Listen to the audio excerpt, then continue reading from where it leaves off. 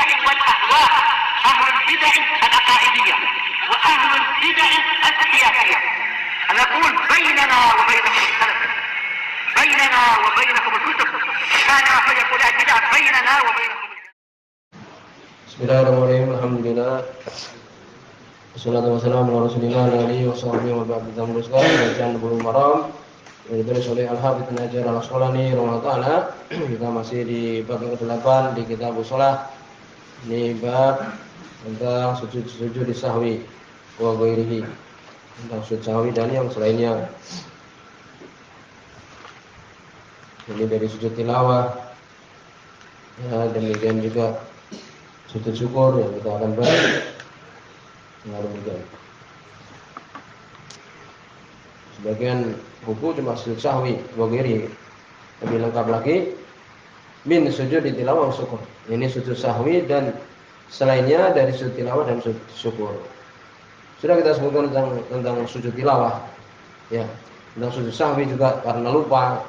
Kesimpulannya demikian juga sujud tilawah.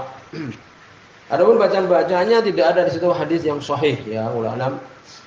Tapi kita mengambil hadis itu hadis disebutkan di Qaudil Ahkam oleh Syekh Abdullah ya Bassam rahimahullah taala.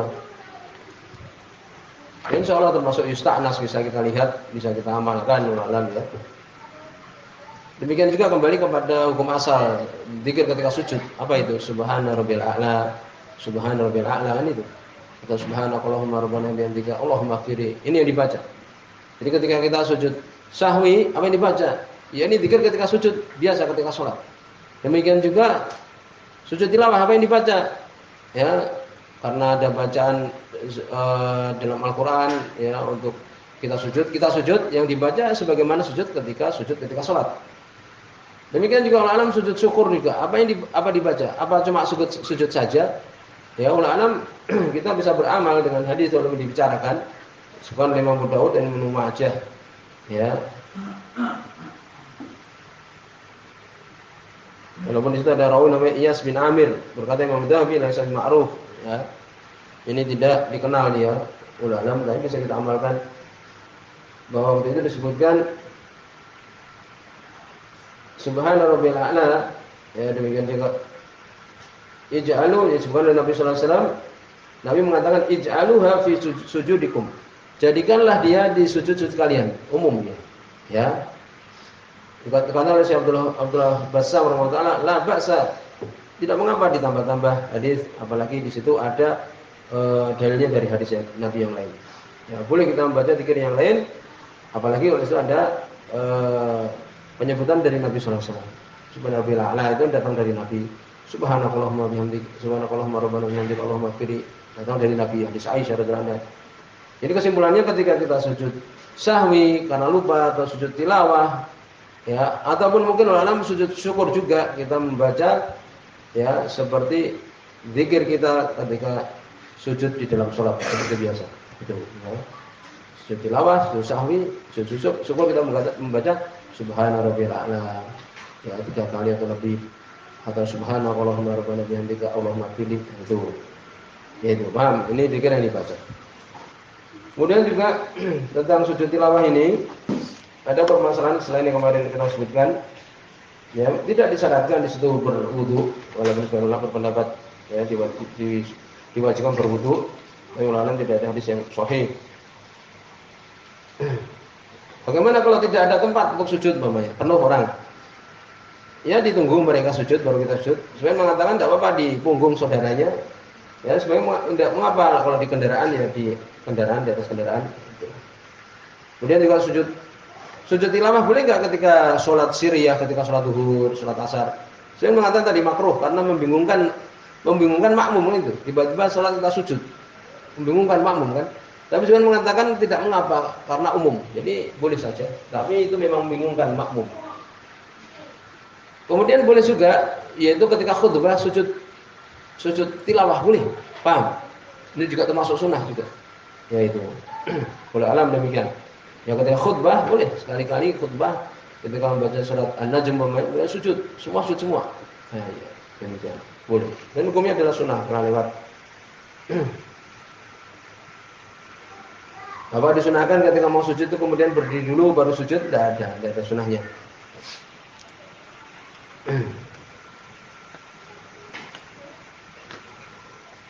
Kemudian juga disebutkan, apakah kita menunggu orang yang baca itu kemudian sujudnya dia mengangkat kepalanya? Tidak. Yani kita maunya mendengarkan, kita mendengar orang yang membaca bacaan tilawah tadi, ya kan? Kemudian dia sujud.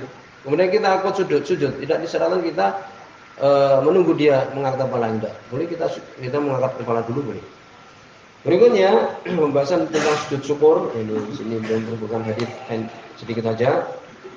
Qala rahimahullah ta'ala, hadis yang ke-18 di bab yang ke-8 ini, dan itu hadis nomor 328. Wa Nabi Bakrah radhiyallahu anhu, dari sahabat Abu Bakrah radhiyallahu anhu. Tentang masalah sujud syukur. Ini karena ada kenikmatan dia kemudian sujud. Wala nama di sini adalah dhaif. Ya. Di situ ada rawi namanya Bakar bin Abdul Aziz. Dhaif sudah selesai. Ya itu.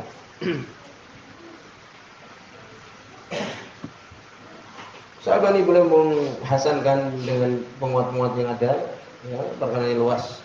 Yang jelas sujud syukur ini disyariatkan. Ya, nanti kita sebutkan. Di sini dhaif. Dari Abu Bakar radhiyallahu anhu, Nabi sallallahu alaihi wasallam kana idza jaa khabaru yasuru, adalah beliau apabila datang kepadanya khabar, ini kabar yang menyenangkan beliau, kharra sajidan lillah. Ini beliau bersujud. Kharra ini sakoto, ini beliau menjatuhkan diri, ini tersungkur dalam badan sujud untuk Allah Subhanahu wa taala. Ini beliau sujud. Kalau beliau mendapatkan kabar yang menggembirakan, beliau sujud. Para ulama meriwayatkan yang 5 ila Nasai kecuali Imam Nasai, Imam Abu Dawud, Tirmidzi, Ibnu Majah dan Imam Ahmad. Tadi sudah kita sebutkan ya, baik. Berikutnya di yang ke-19, An Abdurrahman bin Auf, dari Abdurrahman bin Auf radhiyallahu anhu. Qala, ini juga ya, ini dhaif. Disebutkan dhaifnya karena Abdul Wahid bin Muhammad majhul, sudah selesai. Ya, Abdul Wahid bin Muhammad majhul. Dari Abdurrahman bin Auf radhiyallahu anhu, qala, beliau mengatakan sajada Nabi sallallahu alaihi wasallam.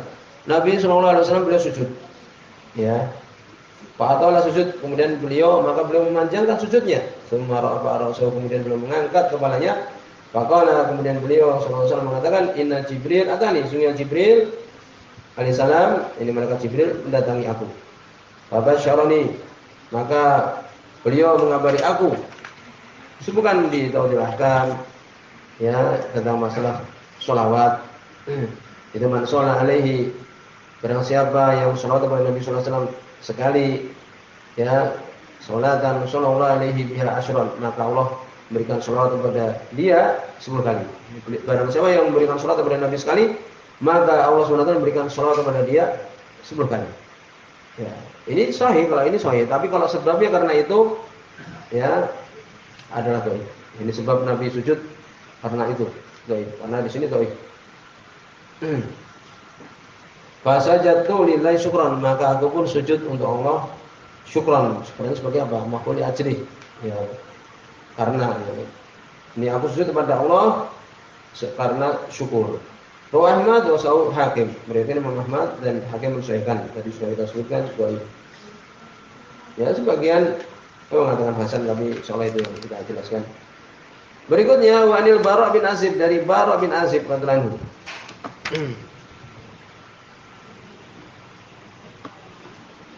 Ya, sebagian mengatakan riwayat ini adalah dibicarakan. Ya, sebagian mengatakan itu adalah sahih. Ya, di sini hasan, oleh alam ya. Di situ ada rawi, yaitu Abu Ubaidah bin Abi Sofar. Demikian juga Ibrahim bin Yusuf. Keduanya dhaif. Tapi yang disebutkan asalnya dalam Sahih Bukhari. Ya.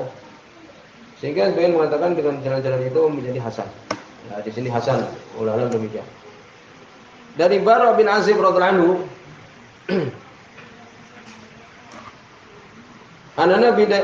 sesungguhnya Nabi SAW ba'atha Aliyan ilal Yaman. Ini Nabi SAW mengutus Ali bin Abi Thalib ke negeri Yaman. Fadzakara hadis, kemudian dengan hadis secara lengkap. Qala, Sampai sini kisahnya ada dalam Sahih Bukhari. Bahwa Nabi mengutus Ali bin Abi Thalib ke Yaman. Ya, jelas. Nah, Nabi mengutus Ali, demikian juga Mu'adz bin Jabal ke Yaman. Kalau Ali di daerah Son'a, ya Yaman Utara. Kalau Mu'adz bin Jabal ke Yaman Selatan. Qala kemudian mengatakan faqataba Ali bi islamihim. Maka Ali menulis surat tentang Islamnya mereka, orang-orang yang ada di Yaman. Ya. Falamma qara'a Rasulullah sallallahu alaihi wasallam, maka ketika Rasulullah sallallahu alaihi wasallam membaca Alkitab, ya tulisan tersebut, khara sajidan, beliau tersungkur dalam badan sujud. Syukran lillah, sebagai bentuk syukur untuk Allah Subhanahu wa taala. Syukran lillahi taala. Ala dzalik, atas demikian itu. Rawal Baihaqi meriwayatkan Imam Baihaqi wa aslu fil Bukhari. Asal dalam Sahih Bukhari. Ya. Sehingga di sini semua jelas hadis ini menunjukkan bahwa itu disyariatkan. Hadis dalam Sahih Bukhari dan Sahih Muslim jelas ketika waktu itu Allah menerima taubatnya Ka'ab bin Malik, demikian juga Murarah, demikian juga Hilal. Ketika sahabat tersebut tertinggal di perang apa? Di perang Mu'tah kan itu. Ya, di perang Tabuk di tahun yang ke-9 Hijriah. Maka disebutkan datang kabar kepada Ka'ab bin Malik karena waktu itu beliau diboikot, tidak diajak bicara oleh Nabi, demikian juga para sahabat 50 hari. Sampai turun ayat wala salasatil ladina khulifu hatta idza daqat alimul ardu bima rahabat wa daqat alim anfusum wa dhannu ala malja min Allah ila ilaihi tsumma tabalim liyatubu. Allah menerima taubat mereka. Maka sujud langsung Ka'ab bin Malik. Ini jelas dalil menunjukkan disyariatkan kalau kita mendapat kenikmatan kita sujud. Ya, demikian.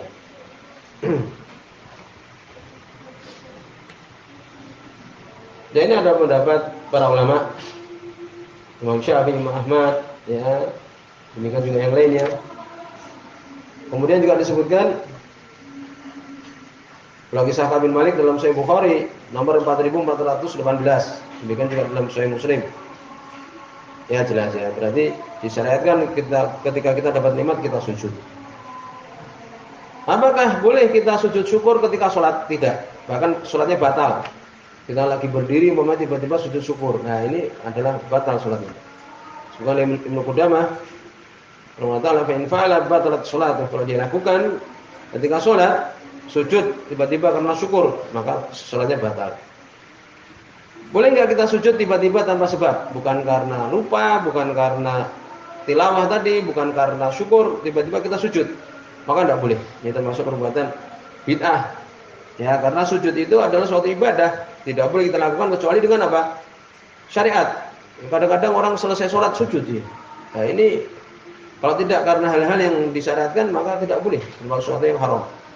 Ya, ini selesai kita bab ke-8, nanti akan masuk ke berikutnya tentang sholat tatawwu, sholat sunnah. Di sini, sudah